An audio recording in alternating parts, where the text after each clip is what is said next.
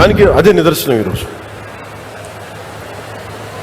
మనం ఎక్కడ చూపించలా, మనం ఎక్కడా కూడా నిలబడ్డాం, మనం ఎక్కడ కూర్చోబెట్టి కాంప్లసెంట్ యాటిట్యూడ్గా ఎక్కడ చూపించలేదు, మనం ఎక్కడ భయపడం. అలాగే కాంట్రాక్టర్స్ కూడా చెప్తా ఉన్నాను, అధికార యంత్రాంగానికి కూడా మీ సమక్షంలో సూచిస్తున్నాను, రోడ్లు వేసేటప్పుడు కానీ నాణ్యత లోపించిన, అలాగే రేపొద్దున జేజేఎం వర్క్స్లో అమరజీవి జలధార చేసేటప్పుడు నాణ్యత లోపించిన, దీని మీద చాలా స్ట్రిక్ట్ అండ్ స్ట్రింజెంట్ పనిష్మెంట్ ఉంటుంది. ఎంత పెద్ద మనసుతోటి అడగకుండా, నాకు ఎవరో కూడా కాంట్రాక్టర్స్ తెలియదు, నాకు వాట్ ఎవర్ ద ప్రాసెస్ మీరు చేసుకున్న సంబంధం లేదు, కానీ నాకు మటుకు క్వాలిటీ పైప్ లేయింగ్ కావాలి, క్వాలిటీ రోడ్లు కావాలి. ఇది చాలా క్లియర్ కట్ ఇన్స్ట్రక్షన్స్ ఇస్తున్నాను పంచాయతీరాజ్ శాఖ ఉన్నతాధికారులందరికీ. ఎక్కడ కూడా మేము కల్పించుకోం. ప్రజలు ఏదైనా రోడ్లు బాగలేదని మీ దృష్టికి పట్టుకొస్తే పైపులు కానీ దయచేసి దాన్ని కరెక్ట్ చేయండి. అలాగే ఈ రోడ్లు వేసే పరిస్థితుల్లో మీరు 27కి మనం ఇవన్నీ చేస్తూ ఉన్నాం, గోల్ కోసం చేస్తున్నాం. దీంట్లో మీరు కొంత సహకారం ఇవ్వాలి, ఎందుకంటే ఈ పైపులు చాలా గ్రామాల నుంచి రావాలి కాబట్టి కొంత అసౌకర్యం ఉంటుంది. దానికి కూడా నేను అధికారులు మీకు తక్కువ అసౌకర్యం కలిగేలాగే పనులు చేయమంటాను వెంటనే. అందుకని మీరు మీ చిన్నపాటి రోడ్లు ఏదైనా ఇబ్బంది ఉంటే ఈ ఎక్స్కవేషన్ వల్ల, ఈ పైపుల కోసం భూమి తవ్వకాల వల్ల కొంచెం ఇబ్బంది ఉంటే మనస్ఫూర్తిగా, ఇది మన భవిష్యత్తు కోసం చేస్తున్న కార్యక్రమం కాబట్టి మీ అందరూ మనస్ఫూర్తిగా మమ్మల్ని సహకరించామని మనస్ఫూర్తిగా కోరుకుంటున్నాను.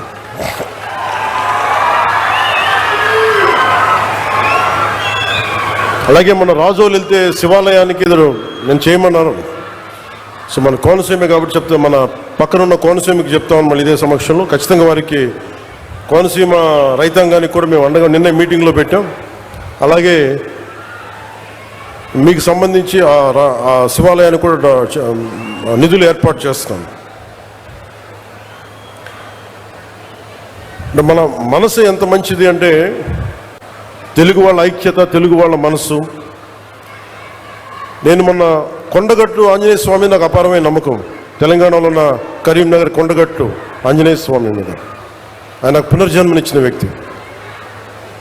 ఆయనకి అక్కడ దర్శనానికి వెళ్తే వారు అడిగింది, నాకు అక్కడ ఉన్న భక్తులు కానీ ఆలయ నిర్వాహకులు అందరూ అడిగింది, ఆంజనేయ స్వామి ఆలయంలో భక్తుల సౌకర్యార్థం 2000 మందికి సరిపడా దీక్ష విరమణ మండపం కావాలి.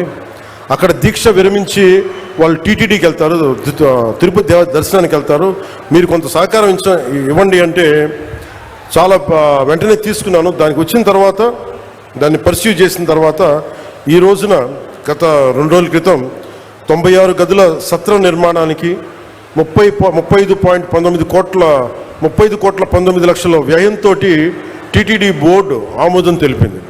దీనికి గౌరవ ముఖ్యమంత్రి శ్రీ నారా చంద్రబాబు నాయుడు గారికి, TTD chairman Shri BR Naidu గారికి, పాలక మండలి సభ్యులకి, అధికారులకి, అలాగే TTD executive officer Shri Anil Kumar Singhal గారికి, అడిషనల్ ఈవో శ్రీ వెంకయ్య చౌదరి గారికి, joint executive officer Shri Veerabrahmam గారికి, అలాగే ప్రతి ఈ ప్రాసెస్లో ఉన్న నిలబడ్డ టీటీడీ బోర్డు సభ్యులందరికీ, ప్రతి ఒక్కరికి, పాలనా మండలందరికీ పేరు పేరున నా మనస్ఫూర్తిగా నా హృదయపూర్వక ధన్యవాదాలు తెలియజేసుకున్నాను.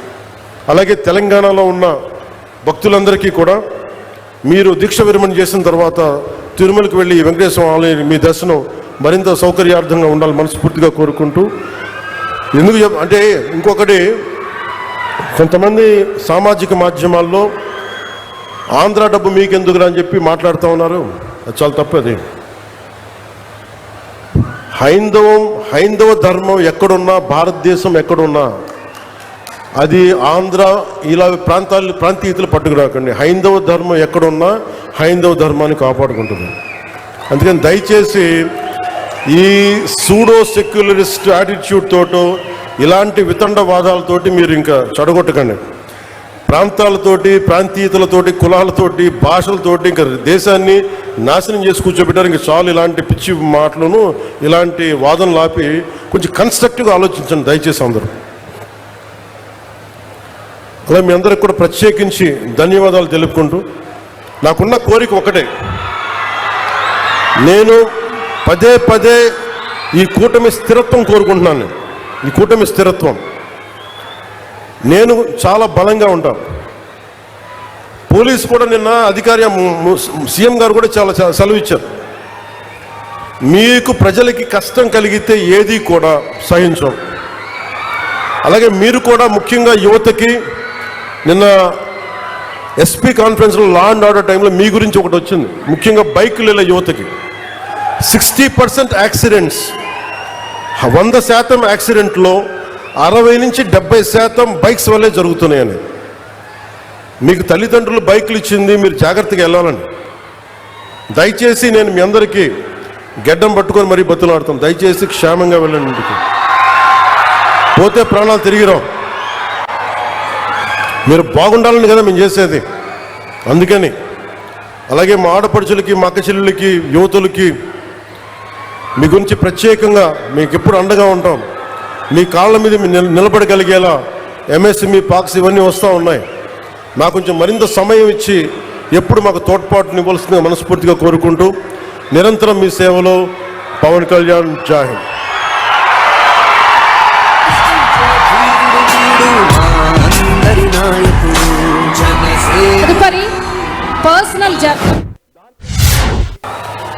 సామాజిక మాధ్యమాల్లో కానీ విదేశాల్లో కూర్చొని వాగే వాళ్ళతో సహా ఇక్కడ కూర్చొని భవిష్యత్తులో మేము వస్తాం, వచ్చి మేము ఏం చేస్తామంటే, వచ్చినప్పుడే మీరేం పీకలేదు, ఏం మాట్లాడతారు ఇప్పుడు? వచ్చినప్పుడే మీరు ఏం పీకలా అంటే ఏమనుకుంటారు? మీరు కూర్చోబెట్టి మీరు బెదిరింపులు చేస్తే భయపడతాం అనుకుంటున్నారా? దానికి మేము ఒక్కడు చిన్నప్పటి నుంచి కూర్చొని అమరజీవిని గుండెల్లో పెట్టుకున్నాడంటే వాడికి ఎంత పిచ్చి ఉంటుంది. ఏ మ్యాడ్నెస్ ఉంటే ఇలా వస్తాం మేము. ఏ అండదండ లేకుండా పార్టీ పెట్టి ఇక్కడ దాకా వచ్చామంటే ఎంత కమిట్మెంట్ ఉండాలి నీకు, సమాజం మీద, దేశం మీద, రాష్ట్రం మీద, ప్రజల మీద. పద్ధతులు మార్చుకోండి. ఒక మాట అనాలంటే అలాంటి తప్పేం లేదు. డెమోక్రసీ ఇది, ప్రజాస్వామ్యం. ఖచ్చితంగా అనండి. అనటానికి కొన్ని గీతలు ఉంటాయి. గీతలను దాటి మాట్లాడితే మీ చేతికి మళ్ళీ ముద్రలు వేయడానికి ఏముండదు. అలా మాట్లాడే వాళ్ళు చెప్తున్నాను ఇప్పుడే, మీ చేతి మీద గీతలు తీసేస్తాం, అంత అరగదీస్తాం, గుర్తుపెట్టుకోండి. అలాంటిది ఒక ఆశయం కోసం నా ప్రాణం పోతే నాకు ఓకే, కానీ పోయే ముందు చాలా మంది తాట తీసేస్తానని చెప్తున్నాను, గుర్తుపెట్టుకోండి. ఒళ్ళుపై తెలియకుండా, బాధ్యత లేకుండా, అడ్డగోలుగా మేము చేసేస్తాం ఏదైనా, మొత్తం తీసి రోమం తీసి కింద కూర్చోబెడతాం, గుర్తుపెట్టుకోండి. మిమ్మల్ని మీ చేత చప్పట్లు కొట్టించుకోవడానికో అరుపులుగా నేను చెప్పట్లేదు, ఇది వేదంతో చెప్తున్నాను. ఇది వేదనతో, బాధతో.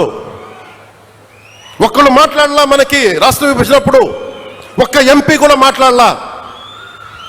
రాష్ట్ర విభజన జరిగితే మాకు వచ్చే నష్టం ఏంటి మాట్లాడాల. జరగకూడదు నేను ఒక్కడెళ్ళి కూర్చొని ఎంపీల్లో మాకు ఈ నష్టం వస్తుంది మాట్లాడడానికి భయం, కొడతారో లేదు, వ్యాపారాలు పోతాయేమోనని. నేను క్రిమినల్స్ని ఆరాధించలా, దోపిడీ చేసేవాళ్ళని, దగా చేసేవాళ్ళని నేను ఆరాధించలా, హక్కుల కోసం పోరాడే వాళ్ళని ఆరాధించాను. దానివల్లే నేను తగ్గి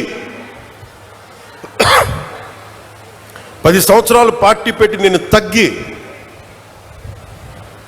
సీట్ల విషయంలో తగ్గి, అందరి చేత తిట్లు తింటా.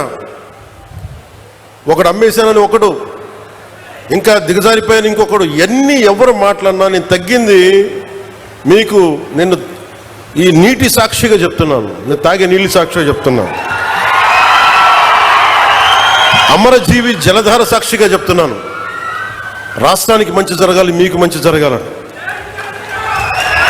నాకు స్వార్థమే లేదు. నాకు జీవితకాలం వాటర్ బాటిల్స్ కొనుక్కొని పెట్టుకోవచ్చు.